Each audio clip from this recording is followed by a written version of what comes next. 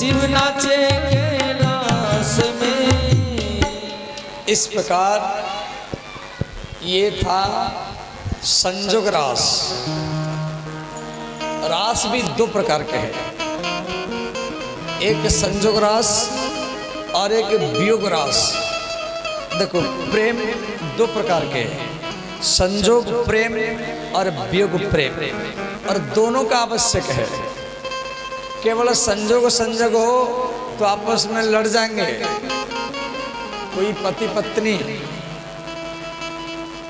थोड़ा दूर में रहे फिर पास में आ जाए, फिर दूर में रहे फिर पास आ जाए, फिर दूर में रहे फिर पास में आ जाए, तो उसमें क्या होगा, प्रेम बढ़ता रहेगा। केवल पास पास में हो तो दोनों आपस में लड़ जाते हैं, केवल दूर दूर में हो तो अंतिम में प्रेम में विच्छेद हो जाएगा। इसलिए दोनों का आवश्यक है, संजोग वियोग, संजोग वियोग, संजोग वियोग, दोनों जरूरत है। तो ये जो रास का कथा श्रवण किया, ये संजोग रास है। अब वियोग रास, अनंत ब्रजगोपी। अब नाचेगा व्यक्ति, कब तक नाचेगा? नाचते नाचते थक गई, किसके घुटने में दर्द, किसके कमर में दर्द, किसको प्यास लगा, किसको भूख लगा, तो भगवान क्या किए, जितना गोपी है भगवान इतना रूप बनाए, सब गोपियों के चरण दबाए, सबको जल पिलाए, सबको पंखा किए। भगवान केवल राधा की बात नहीं, हर गोपियों के चरण दबाए। अब गोपियों को थोड़ा सा अभिमान आ गई, जो कृष्ण हमारा वश में है। तासाम तदसौभगमदम भिक्षमानं च केशवः प्रशमाय प्रसादाय तत्रैव अंतर्धीयतः। गोपियों के अभिमान को शांत करने के लिए भगवान राधा को लेकर की अंतर्ध्यान हो गए, माने गायब हो गए। सब गोपियां कृष्ण की याद में रोने लगी, और इतना रोने लगी वो कृष्ण के लीला का अनुकरण किया, कृष्ण का कीर्तन किया, ध्यान किया, हवन किया, पाठ किया, भगवान नहीं आए। गोपी कृष्ण के लीला का अनुकरण किया, कोई पुतना बन गई, कोई यशोदा बन गई, कोई अकासुर, कोई बकासुर बन गया। उन लीलाओं को कहा जाता है रास लीला। देखो रास लीला और कृष्ण लीला में अंतर है। कृष्ण लीला में कृष्ण और राधा है, परंतु रास लीला में जो कृष्ण है या राधा है वो गोपी है। गोपी कृष्ण की याद में इतना रोने लगी, वो कृष्ण का याद करते करते करते करते वो कृष्ण ही बन गई।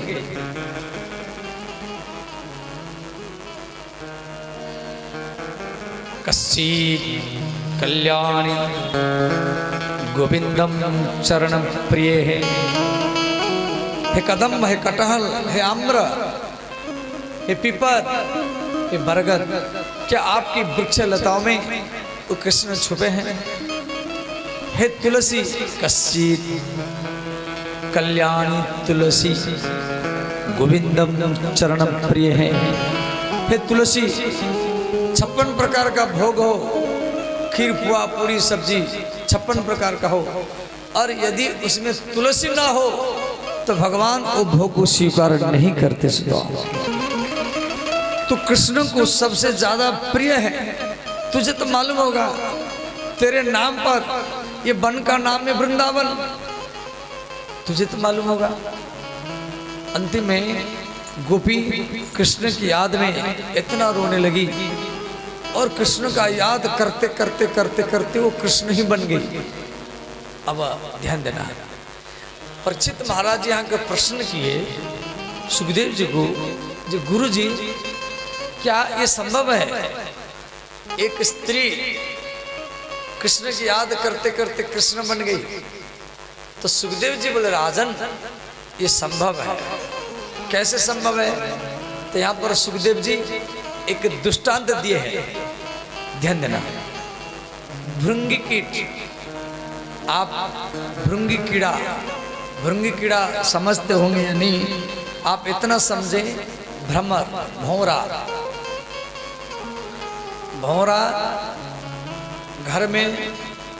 घर के कोन में या बांस में, लकड़ी में मिट्टी का घर बनाता है, मिट्टी का घर, ध्यान देना। तो पत्ता खाने वाला कीड़ा जो गेहूं के खेत में, सरसों की खेत में जो कीड़े पत्तों को खाते हैं, या मकई की खेती हो, बाजरा की खेती हो, पत्ता खाने वाला कीड़ा को भ्रमर अपनी पैर में, टांक में पकड़ करके ले आता है और मिट्टी के भीतर में उसको दबा करके रखता है। और भ्रमर मिट्टी के चारों तरफ आवाज करता है, गूंजता है, और वो जो कीड़ा है कुछ दिन तक भ्रमर का याद करता है। अच्छा, भ्रमर उसको खाता नहीं है, भौरा उसको खाता नहीं है। वो कीड़ा सोचता है कि मुझे उठा लाया, खा जाएगा। नहीं, वो खाता नहीं है। याद दो तरीका से होता है, ध्यान देना। याद दो तरीका से होगा। जिसके प्रति आपका आसक्ति होगा, कोई पुरुष हो या स्त्री हो, जिसके प्रति आपका आसक्ति होगा, आप उसका हरदम याद करेंगे। वो कहाँ खाता है, क्या खाती हैं, क्या सोता है, क्या सोती हैं, क्या पहनता है, क्या पहनती हैं, वो सब आपके दिमाग में सेट हो जाएगा। और जिसी से आपका भय होगा, जैसे आप किसको मारना चाहते हैं, किसको मारना चाहते हैं, आप भी उसका हरदम याद करेंगे। इसको मैं मारूंगा, कैसे मारूंगा? साइकिल में जा रहा है या मोटरसाइकिल में जा रहा है, कार में जा रहा है, कई दिन से प्लानिंग करना पड़ता है, गोली लेके घूमना पड़ता है, दिन रात 24 घंटा उसका हरदम याद करना पड़ता है। और तो याद दो तरीका से होता है। जिससे प्रेम होगा आप उसका याद करेंगे, और जिससे भय होगा उसका भी आप याद करेंगे। तो ये जो कीड़ा है कुछ दिन तक भय से याद करता है, ये मुझे उठा लाया है, खा जाएगा। परंतु भौरा उसको खाता नहीं है। भौरा केवल क्या करता है, वो मिट्टी के चारों तरफ आवाज करता रहता है। फिर कुछ दिन के बाद में वो कीड़ा, पत्ता खाने वाला कीड़ा, भौरा का आवाज सुन करके वो इतना आसक्त हो जाता है, वो आवाज के बिना रह नहीं पाता है। आवाज के बिना वो रह नहीं पाता है, इतना आसक्त हो जाता है। पहले भय से याद किया, अब प्रेम से याद कर रहा है। और कुछ दिन के बाद में वो मिट्टी से वो भ्रमर बन करके निकलता है, वो भौरा बन करके निकलता है। ध्यान देना, वो जो कीड़ा है वो भौरा का बच्चा नहीं है। जैसे आपका बेटा, आपकी बेटी आपके शरीर से, आपके देह से जन्म लिया है, ऐसे वो कीड़ा भौरा का बच्चा नहीं है।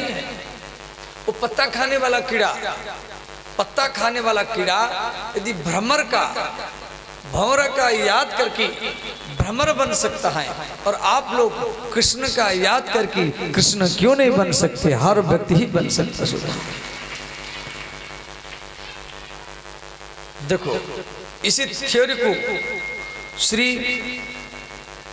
रामकृष्ण परमहंस भी अभ्यास करते थे। स्वामी विवेकानंद के गुरु रामकृष्ण परमहंस इसी सूत्रों को प्रयोग करते थे। आपके जगत गुरु श्री कृपालु जी महाराज जो प्रेम मंदिर बनाए हैं, बहुत सुंदर मंदिर बनाए, भीड़ भी बहुत होता है। श्री कृपालु महाराज वो भी इसी सूत्रों को डेली प्रयोग करते थे, हर रोज। वो माने सखी बन करके, जैसे स्त्री का आभूषण पहन करके और नाचते थे और कृष्ण की याद में रोते थे। हमारी महाराज विरक्त संत श्री रमेश बाबा, वो भी आज भी इसी सूत्र को प्रयोग करते हैं। संध्या के टाइम में घुंघरू अभी तो महाराज बहुत अस्वस्थ हो गए, उम्र भी हो गया है, वो हर रोज शाम को घुंघरू वगैरह बांध करके काजर लगा करके वो कृष्ण की याद में डेली नाचते हैं, अभी भी नाचते हैं। अभी 2 आदमी उनको पकड़ते हैं, 4 आदमी ऐसे रखते हाथ, वो भले 1 मिनट हो 2 मिनट हो ऐसे ऐसे करते रहते हैं। और अपना ये उनका आराधना है, ये उनका पूजा है, समझिए, ये उनका पद्धति। सब हर व्यक्ति की पूजा अलग अलग है। तो इस प्रकार श्रीमंतरी ब्रजगोपियां एवं कृष्णं वृषभाना वृंदावनं लतास्तरुं व्यचक्षेते वनदेशे पदानि नंदसुनर्नः। इधर भगवान कृष्ण वृंदावन में महाराज किए, राधा को लेकर के अंतर ध्यान हो गए और तो जाए कि अंतराल, अंतराल माने राल, राल राल समझाते, राल में पहुंचे। गोपियां ढूंढती हुई राल में पहुंची तो इतना ढूंढने लगी, गोपियां इतना ढूंढने लगी तो गांव का नाम पड़ा ढूंढेरा। ढूंढेरा गांव नाम सुने होंगे। तो उसके बाद में गोपी कृष्ण की याद में इतना रोने लगी, उनका प्रेम बढ़ा और बढ़ा तो नाम पड़ा बढ़ोता। बगल में बढ़ोता गांव है और वहां पर भगवान कृष्ण पौरानाथ रूप में दर्शन दिए, लक्ष्मी नारायण के रूप में। गोपी और रोने लगी, वहां पर दर्शन बने हैं। तो इस प्रकार गोपी यमुना के इधर भगवान कृष्ण राधा को लेकर के श्रृंगार किए, फूल तोड़ तोड़ करके राधा को सजाए, कंघी से राधा के केस को प्रक्षालन किए, राधा को कभी गोदी में कभी कंधा में बैठा करके घुमाए और कृष्ण राधा को बोले राधे दूसरी वन में चलो। तो राधा रानी बोली आपकी जहाँ इच्छा है ले चलो। तो भगवान कृष्ण राधा को छोड़कर के अंतर ध्यान हो गए। हा नाथ रमण पृष्ठ क्वासी क्वासी महाभुज दास्यास्ते कृपणया में सखी दर्शयं सन्निधम्। श्रीमंती ब्रजगोपी राधा के पास पहुंची। राधा को बोली राधे प्यारे श्याम सुंदर हमको छोड़ के चले गए कि आपको छोड़ के चले गए। अब श्री कृष्ण की याद में ब्रजगोपी यमुना के किनारे में जाकर के गोपी गीत पाठ किया। भागवत में गोपी गीत है, 19 श्लोक है, संस्कृत में लिखा गया है। मैं 2-4 श्लोक पाठ करूंगा, फिर आप ध्यान दे करके सुने या जिसको याद है पढ़ें।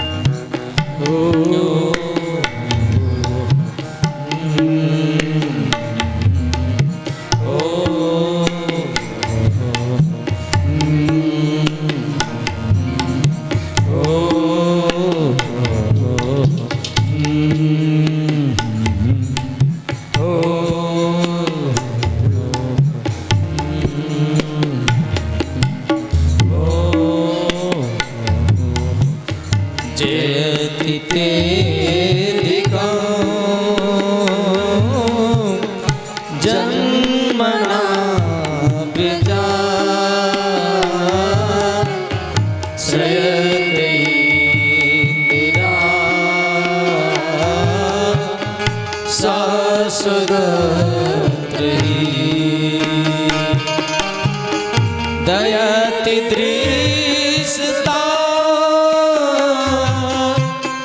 दीक्षुतावका स्तोयीघृता सवा स्वामी चिन्वते। पहला श्लोक का अर्थ है जयति तेधिकम। हे कृष्ण, ये वृंदावन पहले से था। ये वृंदावन सत्ययुग में भी वृंदावन था और त्रेता में भी वृंदावन था, परंतु वृंदावन का प्रभाव किसको मालूम नहीं था। जयति तेधिकम, जब से अब वृंदावन में जन्म लिया द्वापर युग में, ते अधिकम, ये वैकुंठ से अधिक हो गया। इसलिए वैकुंठ के स्वामिनी लक्ष्मी वैकुंठ को छोड़ करके वृंदावन के वास के लिए आज भी वृंदावन के निकट बेलवन में वो आज भी तपस्या करती है। मुझे भी वृंदावन का वास मिले। दैति दुष्टताम दीक्षुताव कहा त्वयि धृता सबम त्वाम विचिन्यते। सरदासे साधु जात सरसिजोदरा श्रीमृषादृशा सुरथ नाथ ते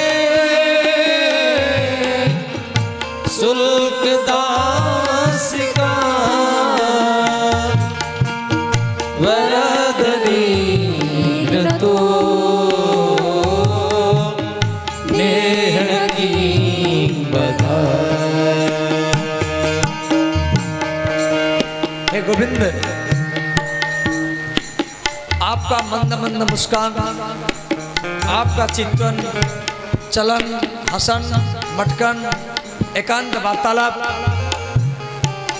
और आपका कजरारी आंख हमको बार बार याद आता है। हे गोविंद, कोई चाकू से हत्या करता है, कोई डंडा से हत्या करता है, कोई बंदूक से हत्या करता है, परंतु आप हमको बंदूक से नहीं, चाकू से नहीं, डंडा से नहीं, आप हमको अपने नयन से, अपनी अपनी मीठी मीठी बोली से हत्या किया है। तो क्या किसी को नयन से, मीठी मीठी मुस्कान से घायल करना क्या ये हत्या नहीं है? नेहं किम बधा, बधमन हत्या। ध्यान देना। विसर्जना व्याल राक्षसा परस मारुता वैकुता मेरा वृषमयात्मजा विश्व तो भया दृषभते मया रक्षिता।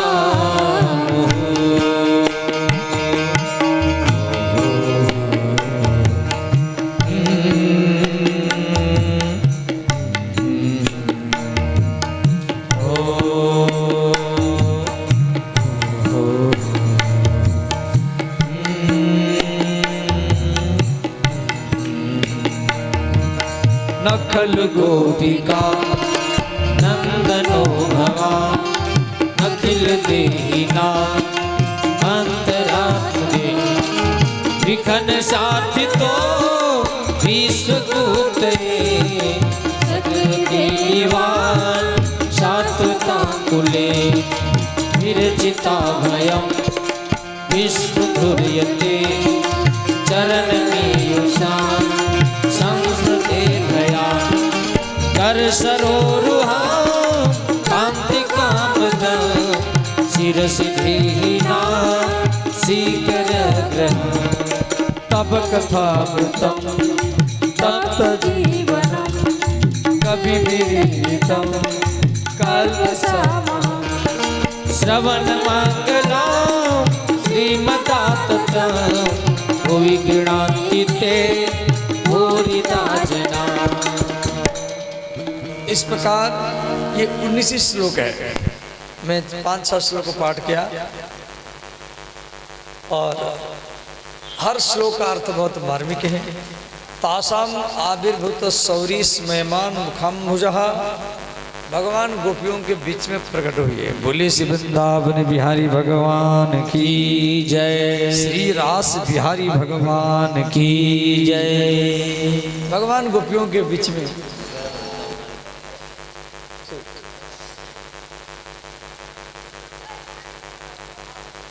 तो ध्यान देना,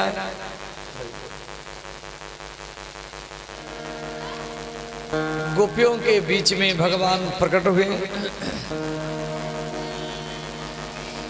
तो गोपियां भगवान को पकड़ लिया, सब अपना अपना भगवान को पकड़े। गोपी बोली आप कहाँ थे, आप थे कहाँ?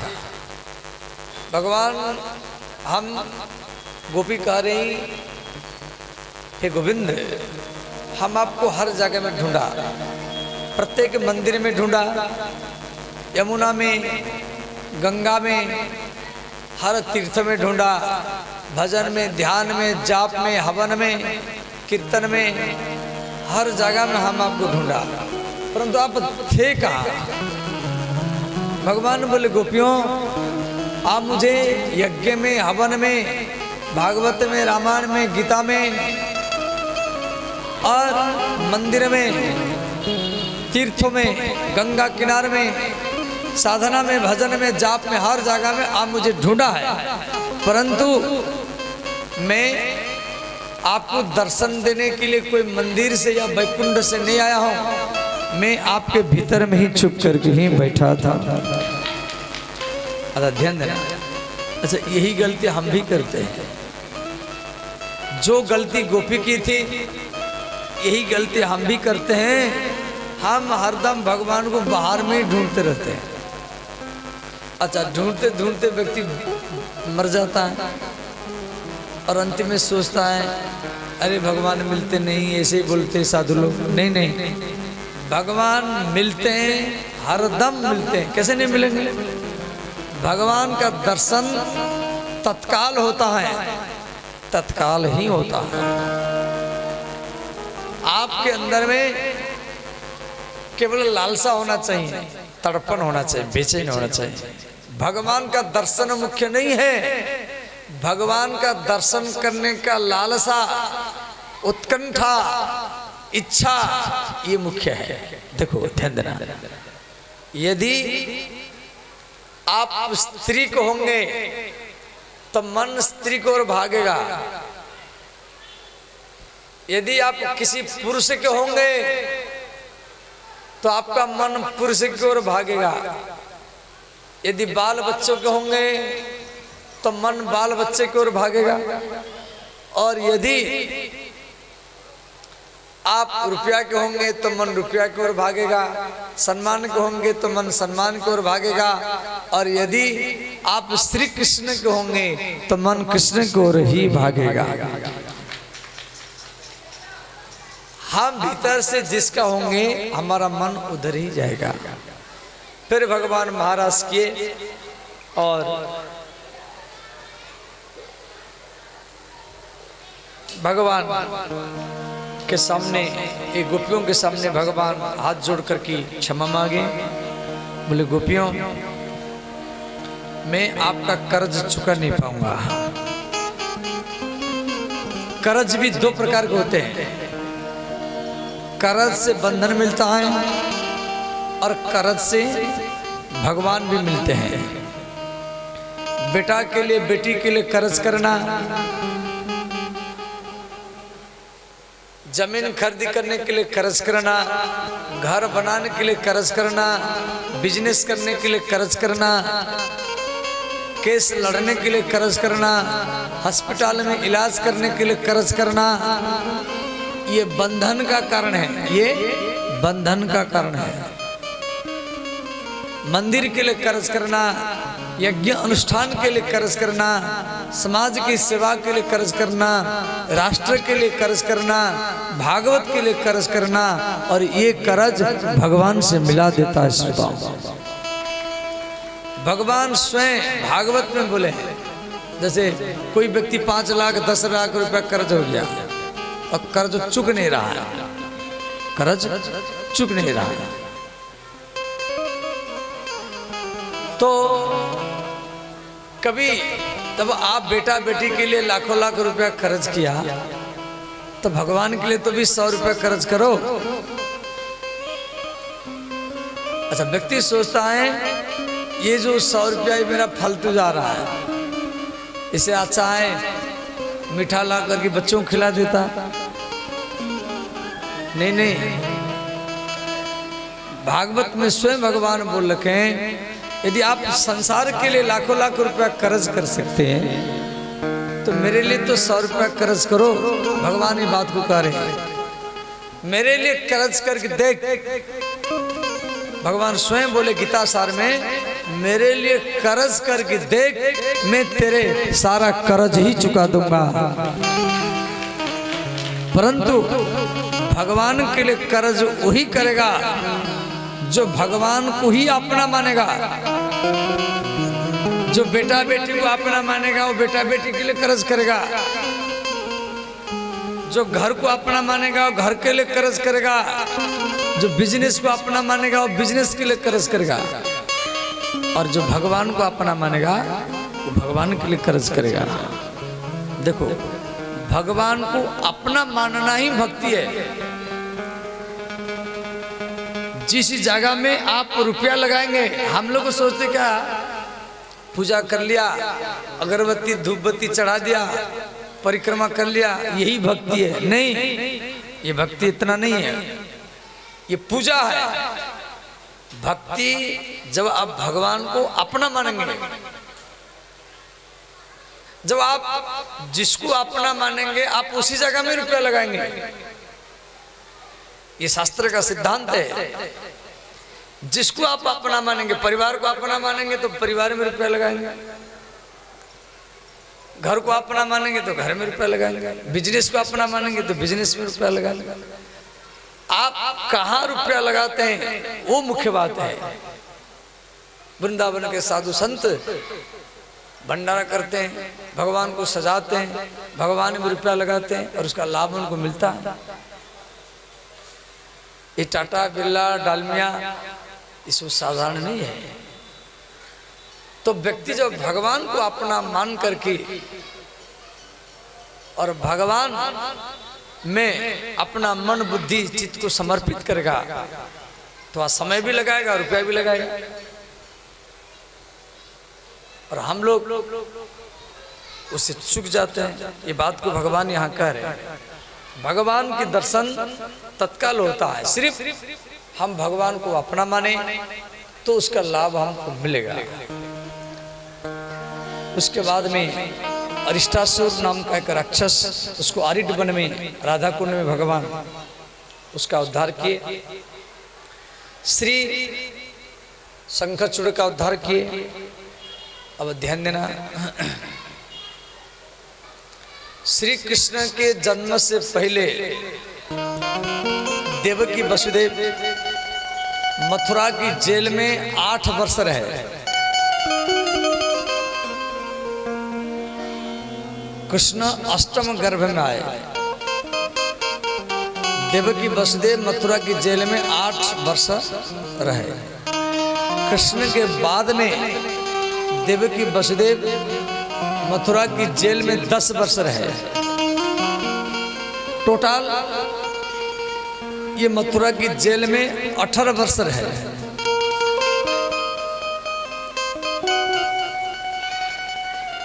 कंस के प्रधानमंत्री चाणूर ने कहा, महाराज ये कृष्ण बलराम देवकी के पुत्र हैं या यशोदा का पुत्र है, अभी तक आपको संशय है। यदि ये देवकी का पुत्र नहीं है तो हम इनसे द्वेष भाव क्यों रखें? तो कंस क्या किया, देवकी वसुदेव को मथुरा के जेल से निकाल करके सबके बीच में हाथ से, लात से, डंडा से पीटा। वसुदेव जी गिर गए, सिर फट गया। कंस तलवार उठाया वसुदेव का मस्तक काटने के लिए, तो माता देवकी कंस के चरण को पकड़ा। तो कंस का बहन, यदि आप सच बात बताएगी तो मैं तेरे पति को छोड़ दूंगा। ये कृष्ण बलराम किसका पुत्र है? और देवकी माता मन ने विचार की, यदि नहीं बताऊंगी तो पति को मार देगा, बताऊंगी तो पुत्र को मारेगा।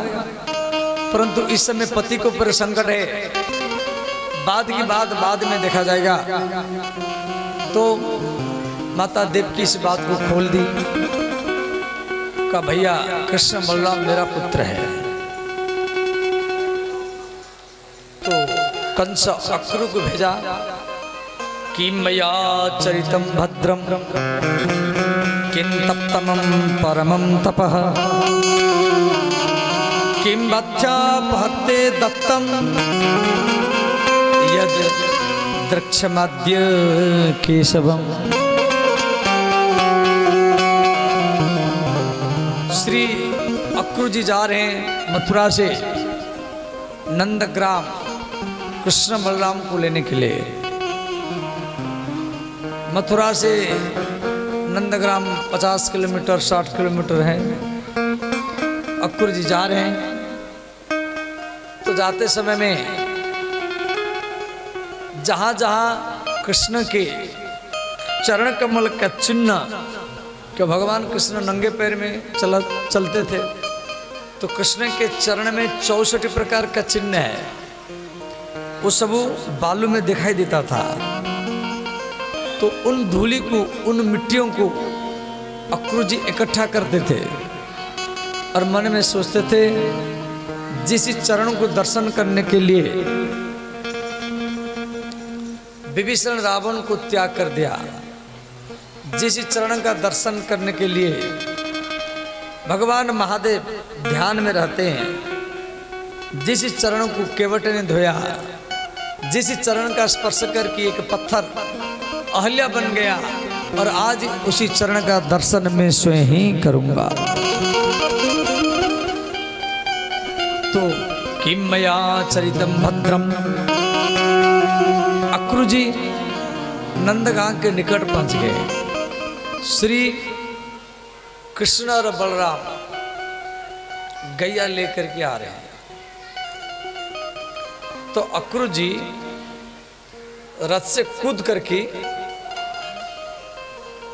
कृष्ण बलराम के चरण में प्रणाम किए। भागवत में दिया गया है, रथाद उतर्ण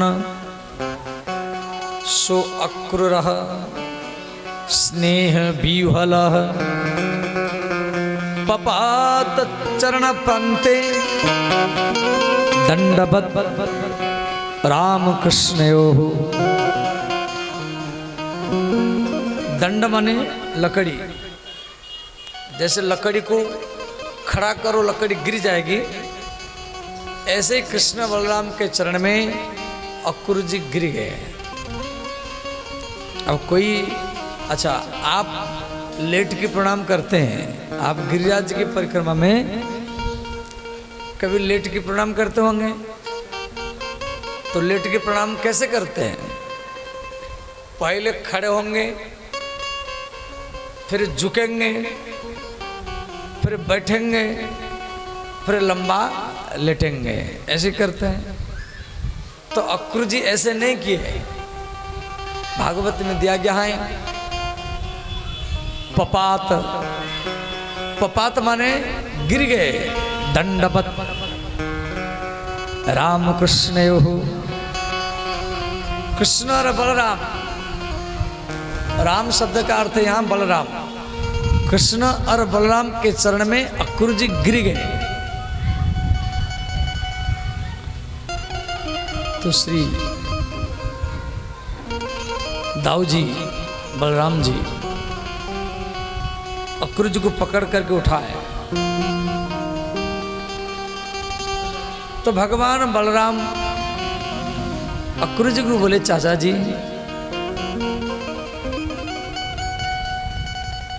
हमारी माता पिता कैसे हैं? अक्रूर ने कहा, हे भगवान, आपके पिता वसुदेव को कल कंस मथुरा में भरी सभा में बुरी तरीके से मारा है। हाथ से, लात से और डंडा से पीटा है। उनके प्रत्येक रोम रोम से खून बह रहा है। सिर फट गया है, छाती, पीठ। श्री बलराम जी सुनकर के रोने लगे।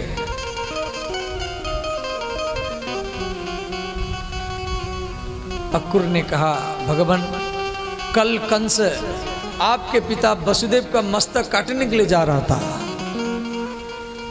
और आपके पिता को बचाने के लिए आपकी मां देवकी इस बात को खोल दिया है और मैं आया हूं आपको लेने के लिए। यदि आप मेरे साथ में नहीं जाएंगे तो कल कंस आपके माता पिता का मस्तक काट देगा।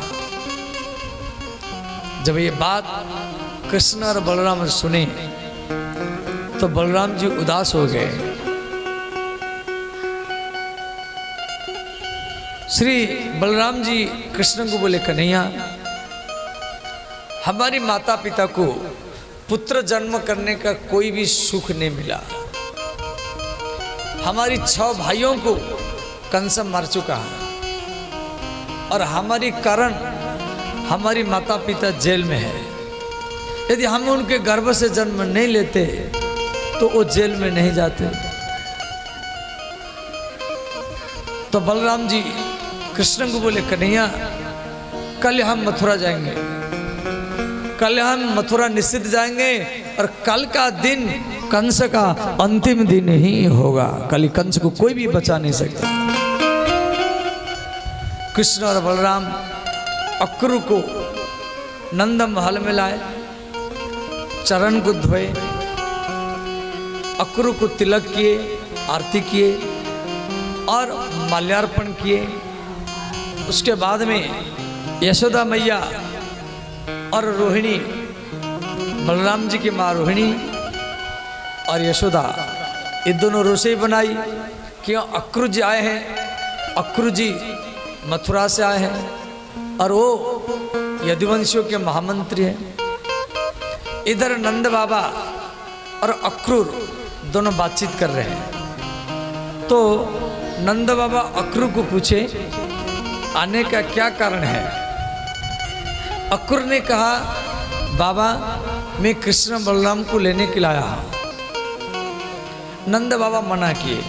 नंद बाबा बोले, देखो, जब से दोनों बालक जन्म लिए तब से कंस कभी अकासुर, बकासुर, पुतना, अघासुर, सकटासुर, तृणावर्त एक न एक राक्षस भेजता रहता है। हम इन दोनों बालकों को नहीं भेजेंगे। कंसान को मारने के लिए बुलाया है। अक्रूर ने कहा, बाबा, इसमें देवकी वसुदेव की भी इच्छा है, आपको भेजना पड़ेगा। तो नंद बाबा बोले, देखो, यदि देवकी वसुदेव की इच्छा है तो आप बलराम जी को ले जाओ, क्यों? बलराम जो है वो रोहिणी का पुत्र है। रोहिणी वसुदेव की पत्नी है। वो तो कंस के भय के कारण मेरे पास रहती हैं, परंतु मैं कृष्ण को जाने नहीं दूंगा। कृष्ण मेरा पुत्र है। अक्रूर ने कहा, बाबा, नहीं नहीं, ये कृष्ण देवकी वसुदेव का पुत्र है। जब बाग जुग हो गया, तर्क वितर्क हुआ, यशोदा मैया दौड़ करके आ गई। नंद बाबा यशोदा के हाथ को पकड़ करके बोले, यशोदे, अक्रूर कहता है कृष्ण देवकी वसुदेव का पुत्र है। यशोदा मैया नाराज हो गई। यशोदा मैया बोली नहीं नहीं, कृष्ण मेरा पुत्र है, मैं इसको जाने नहीं दूंगी। आप बलराम को ले सकते हैं परंतु मैं कन्या को जाने नहीं दूंगी। अब कृष्ण देवकी का पुत्र है या यशोदा का पुत्र है, इसी बात को प्रमाणित करने के लिए अक्रूर ने नंदगांव में एक पंचायत जोड़ा। ब्रज में जितना सो प्रधान, जितना सो मुखिया और वो सब पंच सब इकट्ठा हुए। सारा ब्रजमंडल में हल्ला गुल्ला फैला। जो अक्रूर आया है कृष्ण बलराम को लेने के लिए, पंचायत बैठा है, तो अक्रूर जी सबके बीच में खड़े होकर के बोले, ब्रजवासियों, ब्रज के प्रधान सरपंचों, भाद्र मास कृष्ण पक्ष अष्टमी को मथुरा की जेल में श्री कृष्ण का जन्म देवकी माता के गर्भ से हुआ था। उसी रात को यशोदा एक भगवती कन्या को जन्म दी थी। कंस के भय के कारण वसुदेव जी रात रात में यमुना नदी को पार करके और यशोदा की गोदी में कृष्ण को छोड़ दिए और कन्या को ले गए। जो कन्या को कंस मरने के लिए गया तो कन्या आकाश में चली गई और कंस के द्वारा वो नहीं मरा। अब ये कृष्ण देवकी का पुत्र है और मैं आया हूं लेने के लिए। अच्छा, ये बात किसको मालूम नहीं था? भाई हम लोगों को तो तभी मालूम हुआ जब भागवत में लिखा गया। अब ब्रज के पंच लोग बोले मैया तू कुछ बोल। यशोदा मैया खड़ी होकर के बोली, देखो अक्रूर कहता है जब वसुदेव रात में ला करके कन्या को मेरे गोदी में छोड़े हैं, इसी बात को कौन देखा? कोई प्रमाण देने वाला तो होना चाहिए। प्रमाण देने वाला तो वहां कोई नहीं है, कोई देखा नहीं इस बात को। तो यहां पर यशोदा मैया जीत गई। परंतु अक्रूर जी बहुत बुद्धिमान है।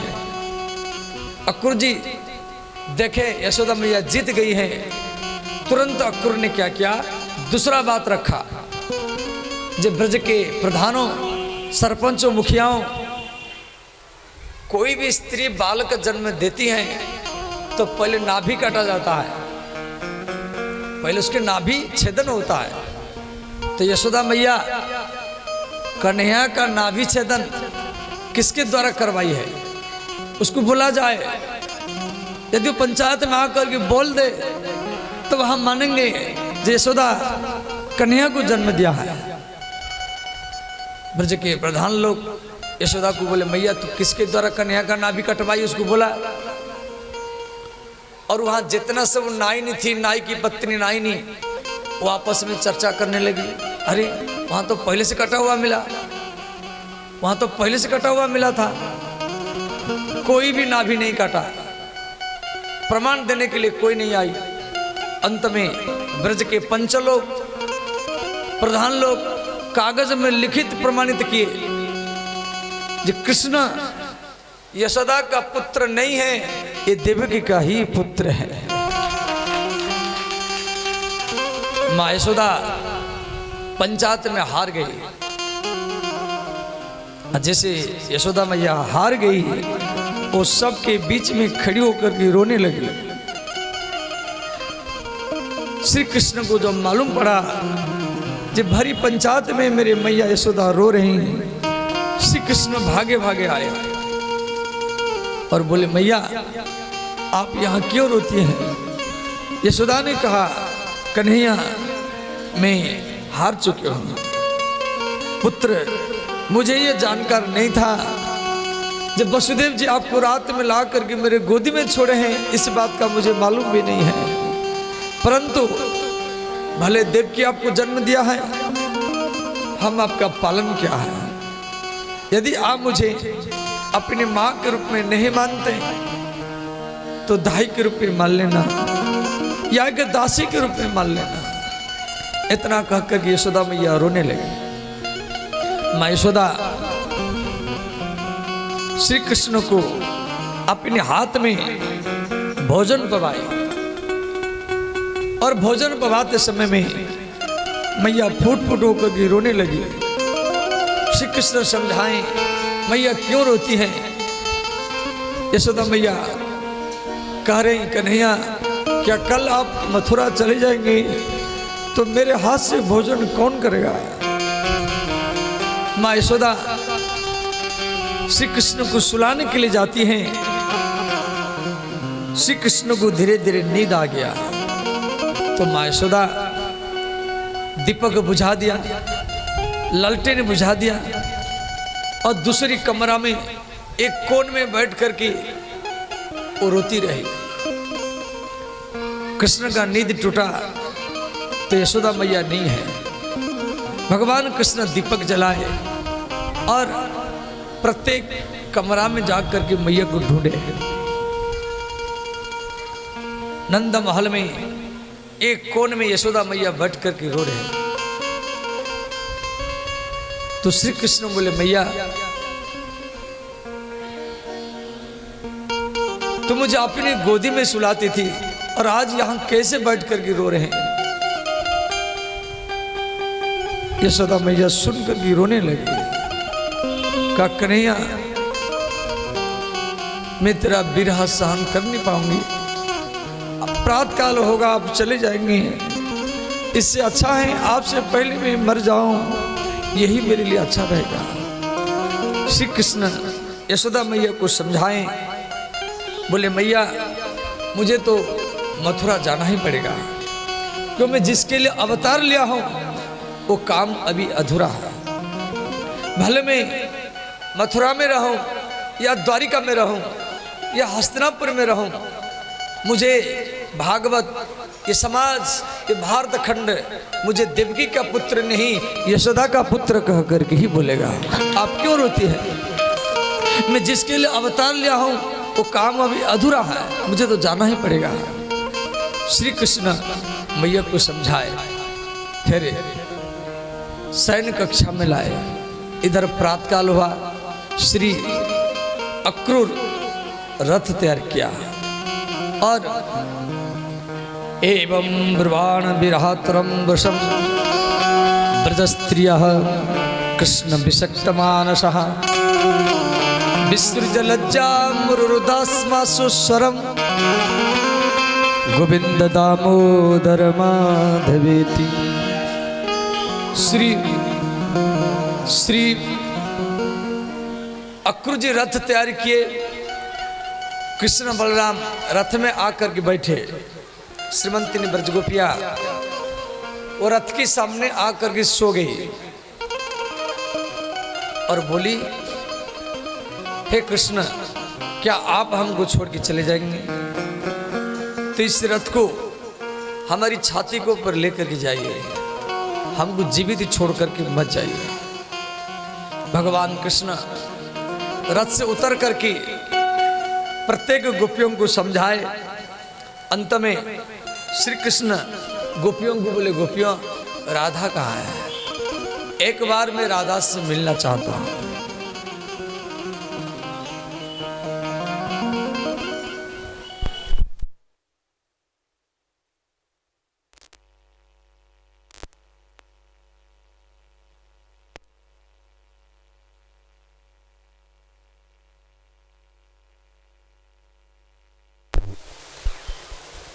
श्रीमंती ने ब्रजगोपी बोली हे कृष्ण आप नंदगांव से मथुरा जाएंगे तो रास्ता में दो मिलन वन पड़ेगा। उसी मिलन वन में राधा आपकी याद में रो रहे हैं। जब श्री कृष्ण ने बात को सुने, जब मिलन वन में राधा मेरे याद में रो रहे हैं, ये मिलन वन कहाँ है? ये मिलन वन है नंदगांव के पास। नंदगांव के पास में कोई मिलन वन है, उसको ब्रजवासी बोलता है डोमिन वन। उसका नाम है दो मिलन वन, माने उसी वन में राधा कृष्ण का मिलन हुआ था। और आज उसी वन में दोनों का वियोग होगा, एक दूसरे को छोड़ करके जाएगा। तो भगवान कृष्ण जब ये बात को सुने, राधा मिलन वन में रो रही, तो कृष्ण अकेले गए राधा से मिलने के लिए। राधा रानी पेड़ के नीचे जब कृष्ण को आते हुए देखा, तो राधा कृष्ण को पकड़ करके चिपट गई, लिपट गई और फुट होकर के रोने लगी। भगवान कृष्ण राधा को गोदी में बैठाए, राधा के आंखों से चार धार अश्रु बह रही थी, कृष्ण अपने हाथों से मिटाए और बोले, राधे मैं जा रहा हूं, आपसे विदाई लेने के लिए आया हूं। तो राधा रानी बोली, श्याम सुंदर क्या आप मुझे छोड़ के चले जाएंगे? कृष्ण बोले, राधे आपको श्री दामन का अभिशाप है। गोलोक धाम में भगवान कृष्ण के बचपन की सखा श्रीदामा राधा को अभिशाप दिया था, जो कथा ब्रह्म वैवर्त पुराण में है। श्रीदामा ने कहा, राधे जिस कृष्ण को आप इतना प्रेम करती हैं, उसी कृष्ण से 100 वर्ष आपको दूर रहना पड़ेगा। वो बात को कृष्ण याद दिलाए, बोले, राधे मैं मथुरा जाऊंगा, मैं मथुरा में 14 वर्ष रहूंगा, मैं वृंदावन में 11 वर्ष रहा और आपकी छत्र छाया में रहा, मथुरा में 14 वर्ष रहूंगा, उसके बाद में मैं द्वारिका में चला जाऊंगा और द्वारिका में 100 वर्ष रहूंगा। और महाभारत युद्ध के बाद सूर्य ग्रहण होगा, सूर्य ग्रहण के अवसर पर चंद्र कुरुक्षेत्र में आपके साथ मेरा भेंट होगा। ये बात को सुनकर की राधा रोने लगी। 1-2 साल का विरह नहीं, 100 वर्ष का विरह वियोग। वृंदावनम परित्यज्य पादमेकम न गच्छामि। अंत में भगवान कृष्ण राधा से विदा लेकर के आए और रथ में बैठे। अक्रूर को बोले, चाचा जी रथ को आगे बढ़ाओ। और अक्रूर ने क्या किया, रथ को आगे बढ़ाया। सारा ब्रजवासी रो रहे और श्री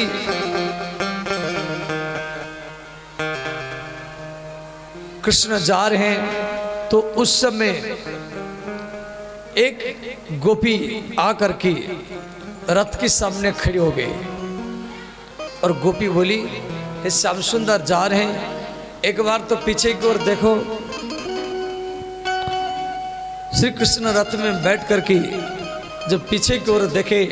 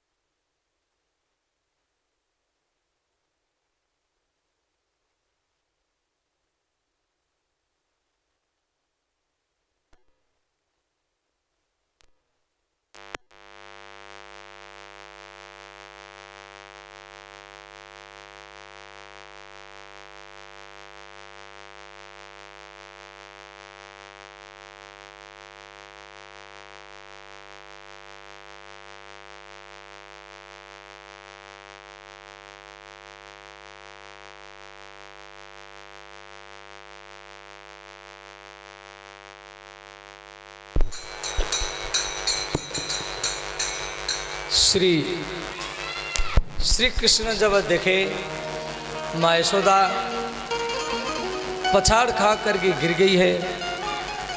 श्री कृष्ण रथ से कूद गए, दौड़ करके आए, यशोदा मैया को पकड़ करके उठाए। माँ यशोदा ने कहा, कन्हैया आप जा रहे हैं, पुत्र में यदि जीवित रहूंगी तो आपका दर्शन करूंगी। मैं तुझे रस्सी से बांधी थी उखल में, तेरे कान पकड़ा, मुझे क्षमा करना। श्री कृष्ण बलराम रथ में बैठे, नंद बाबा का जितना गैया है गौ माता, वो भी रथ को चारों ओर से घेर लिए। सब गौ माताएं कृष्ण बलराम को देख कर रोने लगी और मान लो ये कह रही, हे गोविंद आप जा रहे हैं तो हम आपके साथ में जाएंगे। आप कंस को मारने के बाद में मथुरा के राजमहल में रहना और हम मथुरा के गोचर भूमि में घास चरते हुए आपका दर्शन करके हम जिंदगी बिता देंगे। और यदि आप हमको नंदगाम में वृंदावन में छोड़ करके चले जाएंगे तो आपके विरह में हम तड़प तड़प करके ही मर जाएंगे। भगवान श्री कृष्ण गौ माताओं को प्रणाम किए, बोले हे गौ माताओं, आपका गोविंद गोपाल जिसके लिए अवतार लिया है वो काम अभी अधूरा है। भगवान जा रहे हैं।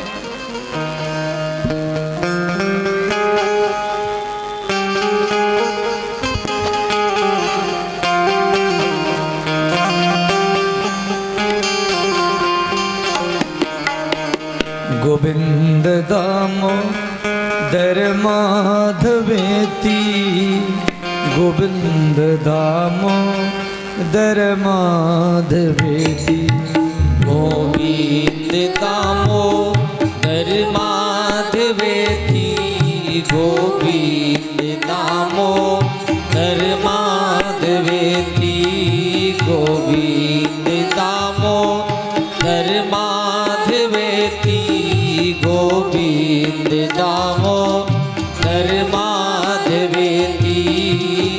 करार बिंदे नपदार बिंदो, मुखार बिंदे विनिवेशयन्त, पटस्य पत्र सपुटे शयान, बालं मुकुन्दं मनसा स्मरामि।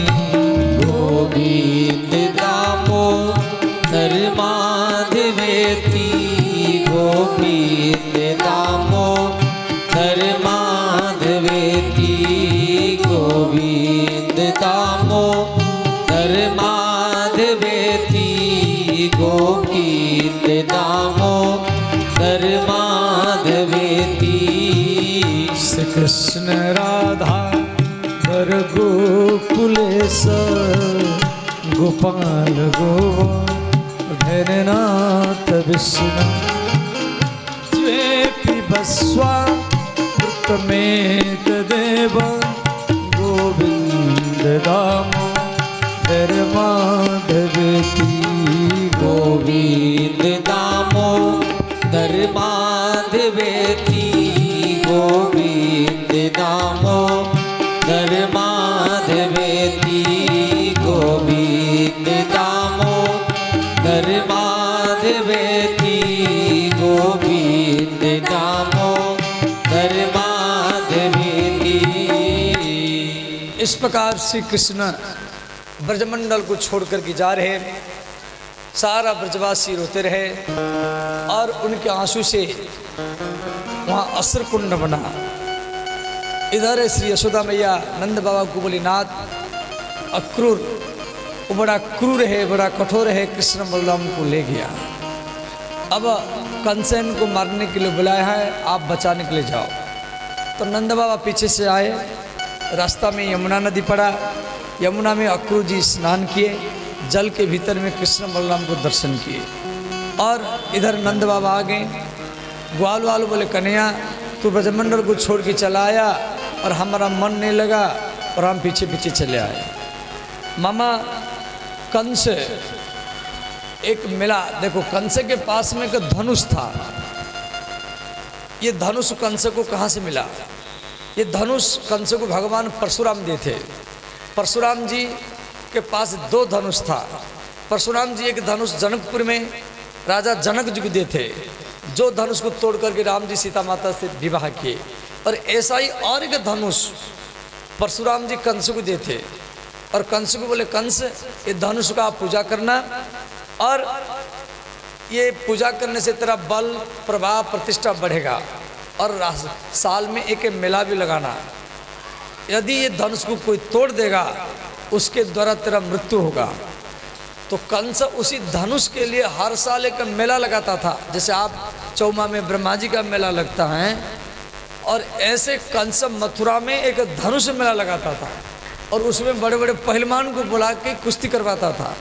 उसी मेला में अक्रूर को भेज करके कृष्ण बलराम को बुलाया था मरवाने के लिए पहलवान के द्वारा। तो ग्वाल वाल बोले कन्हैया मेला में सब जा रहे हैं नया नया कपड़ा पहन करके, और हम फटा कपड़ा पहन करके जा रहे हैं, ये अच्छा नहीं लग रहा है, हमको नया कपड़ा चाहिए। तो उस समय एक कंस का धोबी जा रहा था, और वो धोबियों का राजा था, उसके पीछे पीछे भी 50 धोबी जा रहे थे। तो उसको कृष्ण बोले हमको कपड़ा चाहिए। वो धोबी नाराज हो गया, मैं कंस का धोबी हूँ, आप वो हिम्मत कैसे हुआ मांगने के लिए, अंत में मैं अभी आपको मार डालूंगा, कंस को बोल करके भगवान कृष्ण ने क्या किया, धोबी को पकड़े और पिछले जन्म का बात याद किए। यही धोबी था जो सीता माता का निंदा किया था, जिसके कारण भगवान राम माता सीता को अयोध्या से अलग किए थे, और वही राम कृष्ण के रूप में आए, और आज वो धोबी को पकड़ करके एक मुक्का मारे, और एक मुक्का में उसकी राम नाम सत्य ही हो गया। और उसके जो कपड़ा था वो कपड़ा को ग्वाल वाल सब पहनने लगे। कपड़ा कंस का है और कंस मोटा है, और कपड़ा भी मोटा था, तो एक एक कपड़ा में 10-10 ग्वाल वाल फंस गए। अब उसके बाद में ततस्तु बायक एक दर्जी के पास में उन कपड़ों को सिलाई किया गया। भगवान उसको भक्ति का वरदान दिए। एक सुदामा नाम का मालाकार था, वो भगवान को माल्यार्पण किया, भगवान उसको भी भक्ति का वरदान दिए। उसके बाद में कंस की एक दासी थी जिसके नाम है कुब्जा। ये कुब्जा कंस के सिर पर, पीठ में, छाती में, इसके पास कई प्रकार का चंदन था, वो अलग अलग चंदन लगाती थी। और आज भगवान कृष्ण बोले मौसी हमको भी चंदन चाहिए। कुब्जा क्या कि कृष्ण को, बलराम को और सब ग्वाल वाल को चंदन लगाई। अब भगवान सोचे मुझे चंदन लगाई और मैं इसको क्या दूं। भगवान क्या कि उसके चरण को चरण में दबाए, हाथ को हाथ में पकड़ करके एक झटका लगाए, वो सुंदर स्त्री बन गई। और वो कुब्जा जब सुंदर स्त्री बन गई तो कृष्ण को बोली हे कृष्ण मैं आपके साथ शादी करूंगी। भगवान बोले सावधान, मेरे भैया बलराम, मेरे नंद बाबा भी हैं, तुझे शर्म नहीं आता है, तू पिछले जन्म का आदत अभी भी नहीं छोड़ा। ये कुब्जा पिछले जन्म में सुपनखा थी। सुपनखा जो रावण की बहन सुपनखा, वही कुब्जा के रूप में आई थी। सुपनखा का अर्थ जिसका नख सुम के समान हो, जिसकी नख बड़ा हो, वो सुपनखा है। तो श्री रामचरितमानस में पंक्ति है, सुपनखा जब पंचवटी में आई, तुम सम पुरुषन मौसम नारी, यह संजोग विधि रचा विचारी। राम सिया राम जय जय राम, राम सिया राम जय जय राम। सुपनखा राम को बोली राम मैं कुमारी हूँ। सुपनखा कुमारी नहीं है, सुपनखा विधवा है। उसके पति का नाम है विद्युत जुहा। रावण उसको मार दिया था, परंतु राम को बोली मैं कुमारी हूँ। ताते अब लगी रहे हूँ कुमारी, मनुमाना तुम ही निहारी। राम सिया राम जय जय राम, राम सिया राम जय जय राम। सब गाइए, दोनों हाथ उठा कर ही गाइए।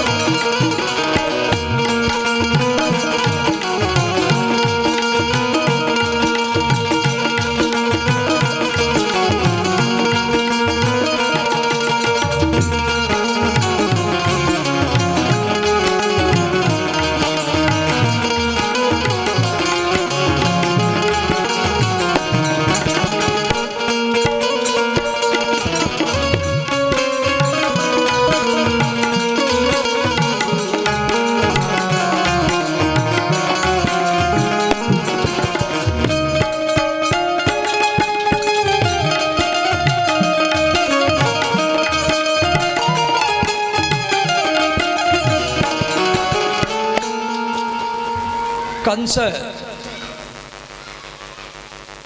की दासी सुपना का ये कुब्जा का उद्धार इस प्रकार भगवान किए। उसके बाद में वो धनुष के पास पहुँचे। जिस प्रकार हाथी गन्ना को तोड़ता है उसी प्रकार श्री कृष्ण खेल खेल में धनुष को तोड़ दिए। बोले श्री कृष्णचंद्र भगवान की जय। तो धनुष टूट गया।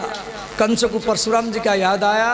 जब भगवान परशुराम बोले थे जो धनुष तोड़ेगा उसी के द्वारा तेरा मृत्यु होगा, अर्थात कृष्ण ही मेरा मृत्यु है, काल है। कंस के प्रधानमंत्री चाणूर ने कहा महाराज हमारे पास एक हाथी है। कंस के पास में एक हाथी था। वो हाथी का नाम है कुबल्यापीड़ हाथी। और ये हाथी मथुरा का नहीं है, ये हाथी बिहार का है। ये जरासंध का है। मगध के राजा जरासंध पटना में ये हाथी को रखा था। और ये पटना में बड़े बड़े पहलवान को बुला करके कुश्ती करवाता था। अब की बार जरासंध जो पटना का राजा था उसकी 2 कन्या अस्ति और प्राप्ति हैं। वो शर्त रखा जब मेरे हाथी के सूंड को पकड़ करके जो 10 कदम आगे पीछे कर देगा उसके साथ मेरे 2 कन्याओं का शादी करवा जाएगा। मथुरा का पहलवान कंस बिहार की राजधानी पटना में जाकर के और हाथी के सूंड को पकड़ करके 100 कदम आगे पीछे किया। और जरासंध प्रसन्न होकर के अपनी 2 कन्या अस्ति और प्राप्ति का विवाह कंस के साथ करवाया और कन्यादान में हाथी को दिया। वो हाथी के भीतर में कई सहायतियों का बल था। आज कंस वो हाथी को मदिरा पिलाकर ये कृष्ण बलराम को मारने के लिए भेज दिया। भगवान खेल खेले में हाथी को पकड़ करके फेंके, धड़ाम से जमीन पर गिरा, उसका भी राम नाम सत्य हुआ। फिर उसके बाद चाणूर और मुष्टिक के साथ कृष्ण बलराम का मल्ल युद्ध हुआ। पंजा से पंजा, घुटना से घुटना, छाती से छाती। कृष्ण के द्वारा चाणूर का मृत्यु हुआ, बलराम जी के द्वारा मुष्टिक का मृत्यु हुआ। कंस ऊपर बैठा था और कंस चिल्ला रहा है कृष्ण बलराम को मार डालो, भगाओ, कौन है, मेरा आदेश जल्दी पालन किया जाए। भगवान कृष्ण छलांग लगाए, कंस धड़ाम से जमीन पर गिरा, उसको पर श्री कृष्ण गिरे और अंतिम में कंस का राम नाम सत्य ही हो गया। बोले श्री कंस मर्दन भगवान की जय। कंस मरने के बाद में कंस के दोनों पत्नी अस्ति और प्राप्ति रोने लगी। भगवान कृष्ण बोले मामी हम मामा को मारे नहीं, वो ऊपर से गिर करके मरे हैं। उसके बाद में ये उग्रसेन को जेल से मुक्त किए और उसके बाद में कृष्ण और बलराम मथुरा की जेल में गए जहाँ पर देवकी वसुदेव बंद है। और देवकी वसुदेव के चरण में कृष्ण बलराम प्रणाम किए। माता देवकी रोने लगी। जो 11 वर्ष के बाद और 12 वर्ष के बाद आज कृष्ण बलराम आए हैं, परंतु मेरा हाथ बंधा हुआ है, पैर बंधा हुआ है, ना मैं इनको जल पिला सकती हूँ, ना मैं इनको कोई माला पहरा सकती हूँ, ना आरती कर सकती हूँ। तो रोने लगी। तो कृष्ण बलराम जब प्रणाम किए, माता देवकी रो रही, वसुदेव जी भी रो रहे हैं। तो श्री कृष्ण जेलर को बोले भैया मेरे माता पिता के हाथ में जो हाथ कड़ी लगा हुआ है उसका चाबी किसके पास है? तो चाबी नहीं मिला। भगवान कृष्ण क्या किए, एक लोहे की छेनी लाए और हाथुड़ी लाए, माता देवकी के हाथ कड़ी को काटे और पैर के बेड़ी को काटे और वसुदेव के हाथ कड़ी को काटे और पैर के बेड़ी को काटे। भागवत में दिया गया है मातरम पितरम चैव मोचयित्वा बंधनात्। उसके बाद में श्री नंद बाबा नंदगाम चले आए और उग्रसेन को मथुरा के राजा बना गया। श्री गर्गाचार्य जी के पास में कृष्ण बलराम का मुंडन संस्कार किया गया। गर्गाचार्य जी बोले हे कृष्ण बलराम आपको विद्या अध्ययन करने के लिए उज्जैनी नगर मध्य प्रदेश जाना पड़ेगा। तो श्री कृष्ण बलराम मथुरा से महाकाल ज्योतिर्लिंग उज्जैन वहाँ पर विद्या अध्ययन करने के लिए गए और रास्ता में एक ब्राह्मण बालक रो रहा था। श्री कृष्ण रथ से उतर करके बोले भैया आप क्यों रो रहे हैं? वो बालक ने कहा जब गुरु जी हाजिरी भर रहे होंगे और मेरे चरण में कांटा चुभा हुआ है, निकल नहीं रहा है। भगवान ने दांत से कांटा को निकाले और बोले आपके साथ मैं मित्रता करूंगा।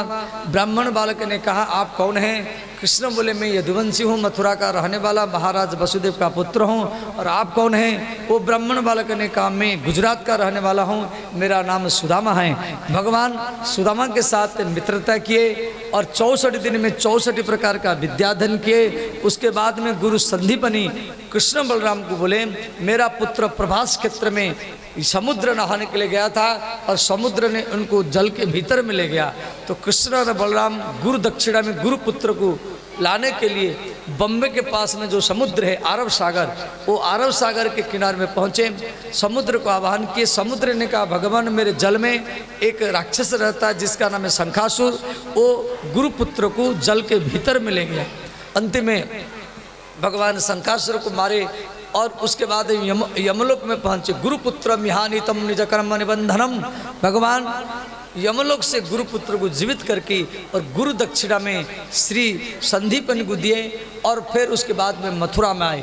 मथुरा में कृष्ण 14 वर्ष तक रहे और कृष्ण इस प्रकार माता देवकी आज मथुरा में श्री कृष्ण का जन्मोत्सव मना रहे हैं। बड़े बड़े राजा महाराजा ऋषि मुनि सब आए हैं और नाचने वाले गाने वाले बजाने वाले सब आए हैं। श्री सबके लिए रहने का ठहरने का सोने का व्यवस्था किया गया क्यों भगवान का जन्मोत्सव मनाया जा रहा है। और श्री देव की माता बैठी है, वसुदेव जी बैठे हैं और कृष्ण भी बैठे हैं, बलराम जी भी बगल में बैठे। लाखों करोड़ व्यक्तियों की भीड़, सबके खाने का रहने का ठहरने का। भाद्र मास कृष्ण पक्ष अष्टमी है, भगवान का जन्मोत्सव मथुरा में मनाया जा रहा है और सब लोग आए, देवता लोग भी आए, ब्रह्मा जी भी आए, भगवान महादेव इंद्र वरुण कुबेर, परंतु सबके बीच में भगवान कृष्ण रो रहे हैं। तो मां देवकी ने प्रश्न किया, हे कृष्ण आपका जन्मोत्सव को मनाने के लिए ये सारा व्यवस्था किया गया। बड़े बड़े ऋषि मुनि राजा महाराजा देवता लोग भी आए हैं, नाचने वाले गाने वाले बजाने वाले, कोई भेंट कर रहा है कोई सोना चांदी, फिर भी आप रो रहे हैं, क्या कारण है। श्री कृष्ण बोले, हे माता मेरे जन्मोत्सव देवता लोग आए, ऋषि मुनि आए हैं, राजा महाराजा भी आए हैं, परंतु मेरे यशोदा मैया नहीं आई है, इसलिए मेरा मन नहीं लग रहा। देव की माता जब मथुरा में धूमधाम से कृष्ण का जन्मोत्सव मना रही, उधर नंदगांव में यशोदा मैया घर के कोने में बैठ करके रो रही, खम्बा के सहारा में बैठ करके रो रही और छत के ऊपर वो मथुरा को ओर देख करके रो रहे। उस समय कौआ आकाश मार्ग से नंदगांव से मथुरा की ओर जा रहा है, तो माँ यशोदा रोती हुई कौआ को संबोधन करके कहती हैं, हे काक भवान मथुराम गत्वा मम संदेशम। हे काक आप मथुरा जा रहे हैं तो कृष्ण को ये संदेश देना और ये कहना जे आपकी माँ यशोदा छत के ऊपर खड़ी होकर के आपका याद करके रो रहे हैं।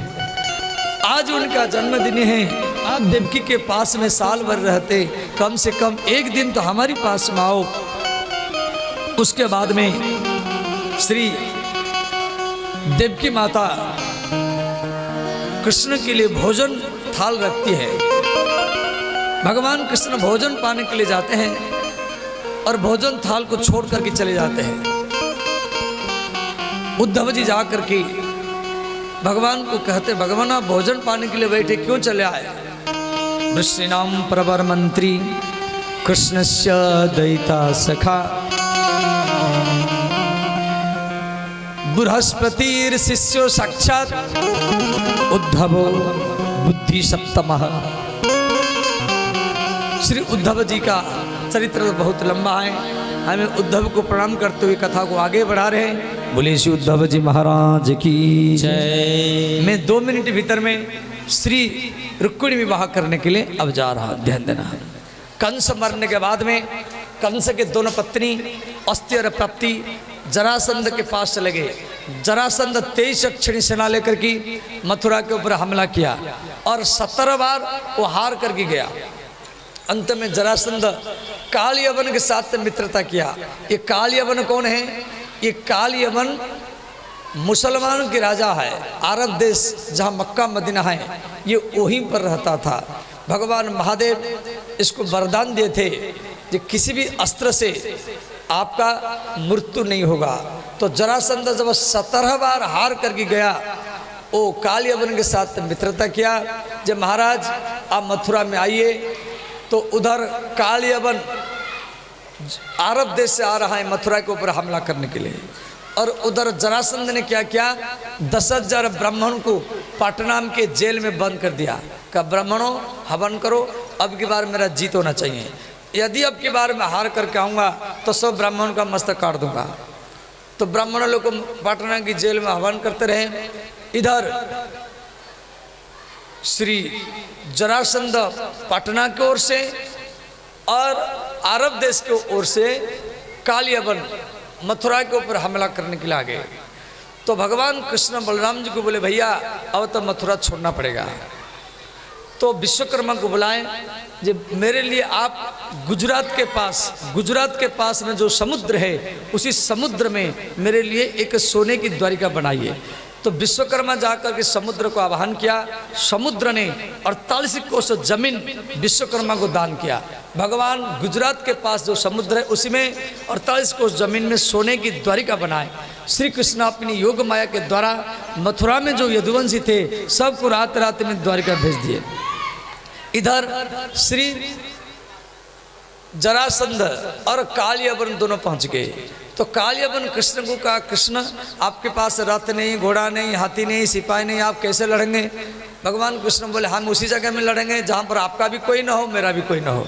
तो भगवान कृष्ण जरासंध ये कालियाबन को मथुरा से आगरा ले गए। मथुरा से आगरा 50 किलोमीटर दूर है और आगरा से 80 किलोमीटर दूर पर एक धौली पहाड़ है जिसको बोलते मुचकुंद गुफा, शमशाबाद से आगे पड़ता है।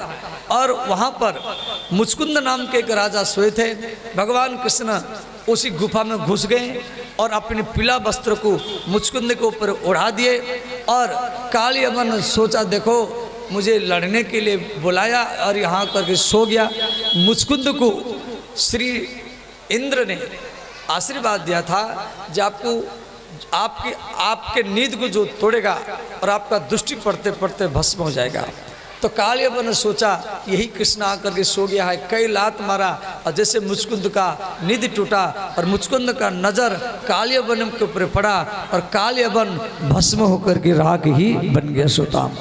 इधर भगवान कृष्ण कालियाबन को मरवा करके और आगरा से मथुरा आए और बलराम जी जरासंध को नीचे दबा करके उसके छाती के ऊपर घुटना रख करके और मुक्का मार रहे थे।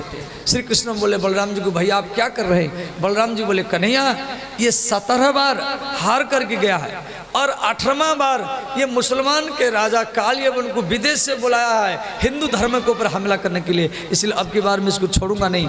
भगवान कृष्ण बोले भैया इसका मृत्यु भीम के हाथ में होगा और वो भी बिहार में राजगिर में होगा, ये आपके हाथ से नहीं मरेगा।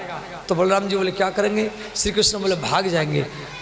तो श्री बलराम जी बोले भागेंगे क्यों। श्री कृष्ण बोले भैया ये तो मरेगा नहीं, यदि हार करके जाएगा तो 10,000 ब्राह्मण का मस्तक काट देगा, क्यों पटना की जेल में 10,000 ब्राह्मण को बंद करके आया है, इसलिए हम हारेंगे इसको जिताएंगे। और ये जीत करके जाएगा और 10,000 ब्राह्मण को जेल से मुक्त कर देगा और हमारी हारने से यदि 10,000 ब्राह्मण जीवित हो जाते हैं और वो सबसे बड़ा जीत ही माना जाएगा। भगवान संग्राम के मैदान से भाग गए, इसलिए भगवान का नाम पड़ा रणछोड़। बोले श्री रणछोड़ भगवान की जय। भगवान कृष्ण बलराम द्वारिका में पहुंचे। इधर श्री बलराम जी 26 वर्ष के हो चुके हैं, श्री कृष्ण 25 वर्ष के हो चुके हैं। रेवत नाम के एक राजा थे, इनकी कन्या के नाम था रेवती। तो रेवती के लायक की कोई वर नहीं मिला, तो महाराज रेवती को लेकर के ब्रह्मलोक तक चले गए। ब्रह्मा जी बोले बेटा इस समय भगवान कृष्ण बलराम के रूप में द्वारिका में विराजमान हैं और आप अपनी कन्या को ले जाओ, श्री बलराम जी के साथ शादी कराओ। तो रेवती को ब्रह्मलोक से लेकर के द्वारिका में पहुंचे।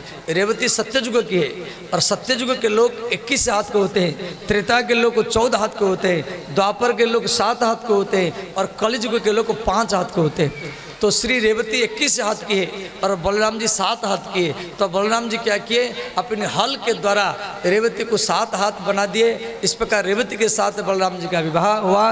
बोले रेवती रमण भगवान की जय। कुंडिनपुर में भीष्मक नाम के राजा थे, इनकी कन्या के नाम है रुक्मिणी। रुक्मिणी के पिता और भाई शिशुपाल को वचन दे रखे थे कि हम अपनी बेटी का विवाह आपके साथ कराएंगे। तो शिषपाल ये बारात लेकर के आ रहा है। शिषपाल के बारात में हस्तिनापुर के राजा दुर्योधन, बिहार का राजा जरासंध, बाणासुर, वो अपनी सेना रथ सब लेकर के और वो आ रहे हैं। और इधर रुक्मिणी में एक पत्र लिखा, कहाँ भगवान कृष्ण के पास रुक्मिणी के प्रेम पत्र में 7 श्लोक है। श्रुत्वा गुणान भवनम सुंदरम सुनंतांते, हे भुवन सुंदर, यदि मैं आपको नहीं देखा परंतु नारद जी के मुख से आपके बारे में सुना हूँ, मैं आपको सुन करके, आपके चरित्र को सुन करके आपको पति के रूप में वर्ण किया हूँ। देखो किसी भी लड़का के चेहरा को देख करके आप पति के रूप में वर्ण करेंगे, उसमें धोखा हो सकता है, परंतु किसके चरित्र को, स्वभाव को, आचरण को जान करके पति के रूप में वर्ण करेंगे, कभी धोखा नहीं होगा। सुनाओ, ये रुक्मिणी का प्रथम श्लोक है। रुक्मिणी 7 श्लोक लिखा है। अंतिम में रुक्मिणी ये भी लिखा है, मैं गिरिजा पूजा करने के लिए जाऊंगी तो मंदिर से मेरा हरण करना।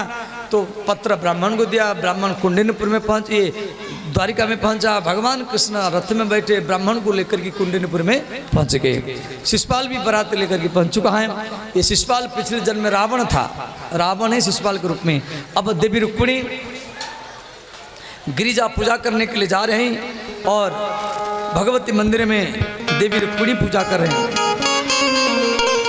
जय जय गिरिवर राज किशोरी, जय जय गिरिवर राज किशोरी, जय महेश मुख चंद्र चकोरी, जय महेश मुख चंद्र चकोरी, जय गजबदन सरानन माता, जय गजवदन सनातन माता, जगत जननी दामिनी दुति गाता, जगत जननी दामिनी दूत गाता, मंगल भवनय अमंगलहारी, मंगल भवन मंगलहारी,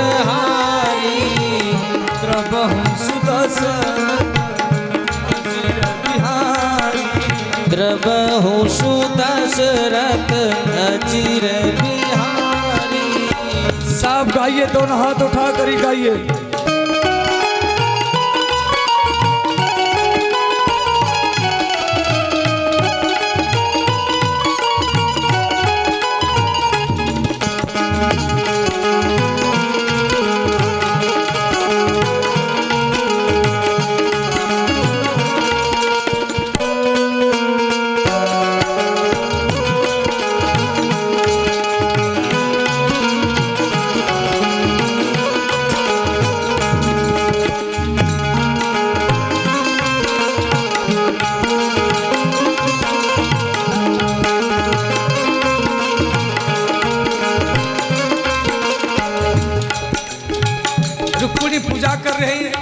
गाइड करो।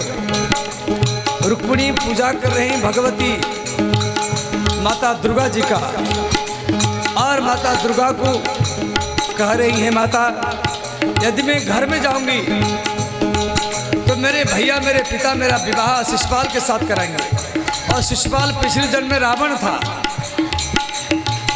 विनय प्रेम बस भई भवानी, विनय प्रेम बस भई भवानी, हसी माला मूरति मुस्कानी, हसी माल मूरत मुस्कानी, जय जय गिरिवर राज किशोरी, जय जय गिरिवर राज किशोरी, जय महेश मुख चंद्र चकोरी, जय महेश मुख चंद्र चकोरी। इस प्रकार देवी रुक्मिणी भगवती का पूजा कर चुकी है और भगवती के दरवाजा में आकर खड़ी है और चार तरफ देख रही। भगवान कृष्ण रथ को लेकर के रुक्मिणी के पास में पहुंचे और रुक्मिणी के हाथ को पकड़ करके श्री कृष्ण रथ में बैठाए और लेकर के चले गए।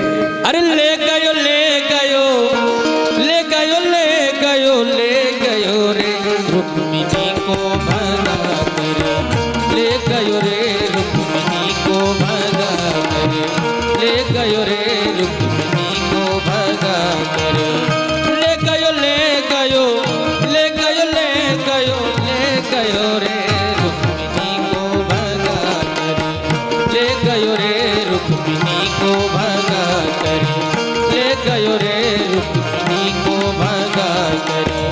हाथ पकड़ रथ में बैठाए, हाथ पकड़ रथ में बैठाए, रथ को हाथ लिए गिरिधारी, रथ को हाथ लिए गिरिधारी, पीछे से रुक्मी आ गयो रे रुक्मिणी को भगा कर, ले गयो रे रुक्मिणी को भगा कर। इधर रुक्मिणी का भाई रुक्मी भगवान का पीछा किया, रास्ता में भयंकर युद्ध हुआ। भगवान कृष्ण रुक्मिणी को लेकर के द्वारिका में पहुंचे। रुक्मिणी के पिता भीष्मक महाराज पीछे से गए और विधिवत भाव से लोक रीति और वेद रीति से शादी हुआ। पहले लोक रीति में शादी होगा और दो उनको माला दो।